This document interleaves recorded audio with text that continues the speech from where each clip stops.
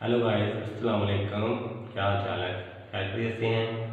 आज हम review exercise के जो रिमेनिंग पार्ट्स रह गए हैं वो करेंगे और क्वेश्चन नंबर 2 के पार्ट 4 करेंगे। Let's start.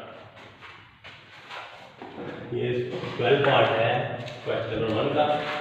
मसावात 4x² - 4x + 1 = 0 के रूट्स हैं। अब हम रूट्स चेक करेंगे कौन से है। सबसे पहले a की वैल्यू 4 है, b की वैल्यू -4, c की वैल्यू 1।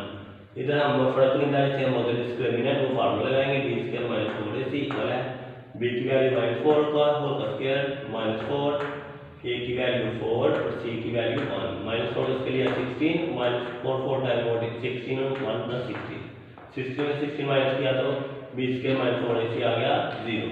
तो ये हमारा टाइप नंबर 3 है जिसमें हमने पढ़ा था अगर फर्क निकालने डिस्क्रिमिनेंट का आंसर 0 आ जाए तो इसके रूट्स हकीकी और बराबर होते हैं। तो इस पे हम टिक लगाएंगे। अब पार्ट नंबर 13, अगर alpha beta मसावात px² + qx + r = 0 के रूट्स हों तो 2 अल्फा और 2 बीटा का मजमूआ है। सबसे पहले हम ये निकालेंगे a की वैल्यू है p, b की वैल्यू है q और c की वैल्यू है r। तो सबसे पहले ये हम निकालेंगे 2 अल्फा + 2 बीटा। हम लेट कर लेंगे कि इनको जमा करने से ये आएगा बड़ा formula -b = 2 alpha + 2 beta equal आ गया b की वैल्यू है q और a की वैल्यू है p। तो 2 कॉमन ले लिया, अल्फा + बीटा इक्वल आ गया -q / p। और इधर 2 मल्टीप्लाई हो रहा था, इधर आके डिवाइड, तो अल्फा + बीटा की वैल्यू आ गई -q / 2p। अब हम इधर आते हैं क्वेश्चन नंबर 14 में। इसको दूसरी तरीके से हल कर सकते हैं, वो भी आप ऐड कर लें। पहले आप अल्फा + बीटा निकाल लें -b / a। तो अल्फा + बीटा जो है वो आ जाएगा -q / p। और जब हम इसको 2 से मल्टीप्लाई कर देंगे दोनों तरफ, क्या करेंगे 2 से, तो ये हमारे पास आ जाएगा -2q / p। तो ये टिक, हाँ इसको टिक करना है, ये आपने नहीं करना, ये वाला तरीका बेस्ट है, इजी है। तो ये आप इसको स्किप कर दें, इसको आपने स्किप कर देना है, ये बिल्कुल आपका है। आगे, अगर अल्फा बीटा मसावात x² - x - 1 = 0 के रूट्स हों तो 2 अल्फा और 2 बीटा का हासिल होता है। सबसे पहले इधर भी a की वैल्यू 1 है, b की -1 है, c की -1 है। तो सबसे पहले हम अल्फा बीटा के रूट्स निकालेंगे। अल्फा बीटा जो होता है वो होता है c / a। तो अल्फा बीटा, तो c की वैल्यू जो है वो है -1 और a की वैल्यू क्या है 1।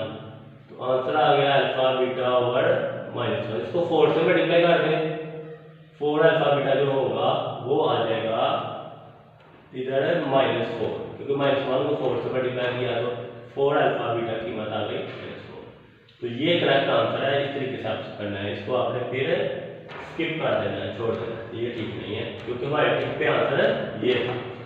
अब हमने 14 पार्ट जो है 15, इसमें मसावात ax² + bx + c = 0 के रूट्स की इकसाम को कहा जाता है। जो इसकी रूट्स इकसाम हम इस फार्मूला से निकालते हैं फर्क निंदा। तो इसको हम इस तरह लिख सकते हैं, आपने इस पे फर्क निंदा पे टिक लगानी। 16 पार्ट मसावात ax² + bx + c = 0 का फर्क निंदा होता है। फर्क निंदा को हम फार्मूले से इस्तेमाल करते हैं b² - 4ac। ये आपके रिमेनिंग पार्ट जो एमसीक्यूज के थे, ठीक है। अब हम चलते हैं क्वेश्चन नंबर 2 की तरफ। इसको सॉल्यूशन करेंगे मुदज्जा ज़ायदा मसावातों के रूट्स की इकसाम पर। सबसे पहले रूट्स निकालेंगे, फिर रूट्स को चेक करेंगे कि वो कौन से रूट्स हैं इसकी इकसाम, ठीक है। पहले जो क्वाड्रेटिक इक्वेशन दी गई है x² + 3x + 5 = 0। a की वैल्यू है 1, b की वैल्यू है 3 और c की वैल्यू है 5। तो इधर हम फर्क निंदा का फार्मूला लगाएंगे, b² - 4ac इक्वल है p की वैल्यू 3 और 10² - 4 फार्मूले का, a की वैल्यू 1, c की 5। 3 का स्क्वायर 9 -4 1 4 4 5 टाइम 20 में से 9 माइनस किया 11 और लाभ होता है बड़ी माइनस की। तो b² - 4ac इक्वल आ गया -11 और ये -11 जो है नेगेटिव है, मनफी है, तो ये 0 से लेस देन है, छोटी है। तो जब छोटी हो जाए और नेगेटिव हो जाए तो हम कहेंगे साबित हुआ कि इसके रूट्स जो है वो ख्याली है, इमेजिनरी, जिसे हम बोलते हैं गैर हकीकी। ये भी इसका नाम है दूसरा, गैर हकीकी बोल लें, ख्याली बोल लें और इंग्लिश में इमेजिनरी। आगे part number b, 2x² - 7x + 3 = 0। a की वैल्यू आ गई 2, जब हमने क्वाड्रेटिक इक्वेशन इसका मुआवजा किया, b की वैल्यू आ गई -7, c की वैल्यू आ गई 3।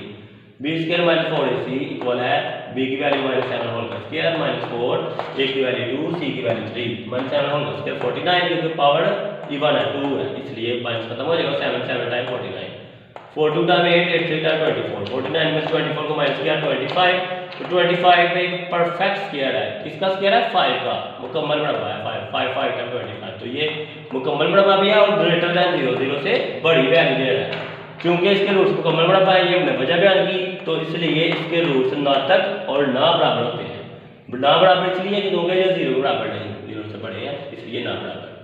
अब इधर आ जाए पार्ट नंबर 3 पे x² + cx - 1 = 0 तो a की वैल्यू 1 आ गई b की वैल्यू 6 और c की -1 अब हम चेक करने के लिए रूट b² - 4ac फार्मूला लगाएंगे इक्वल है b की वैल्यू है 6 होल का स्क्वायर -4 फार्मूले का a की वैल्यू 1 c की -1 6 का स्क्वायर लिया 6 6 time 36 minus minus plus 4 1 the 4 4 1 the 4 तो ये हमारे पास 36 प्लस 4 आ गया 40 और b स्क्वायर माइनस 4 से 40 जो है वो ग्रेटर देन 0 क्योंकि ये पॉजिटिव वैल्यू और 0 से बड़ी है क्योंकि रूट्स ना मुकम्मल मरबा है 40 किसी का भी मरबा नहीं है जैसे ये तो मरबा था लेकिन 40 किसी का मरबा नहीं है तो इसलिए इसके रूट्स गैर ना तक बस ना के आगे लगा देना गैर ना तक और ना बराबर है ना बराबर क्योंकि ये 0 से बड़ी है इसलिए D part 6x² - 8x + 1 = 0 a की वैल्यू 16 आ गई b की -8 c की 1 ये कैसे आई है क्वाड्रेटिक क्वेश्चन से कंपेयर करके मुआवजा करके वो ये वाली वैल्यू है आप चेक कर लें ax² + bx + c इक्वल है a की वैल्यू 16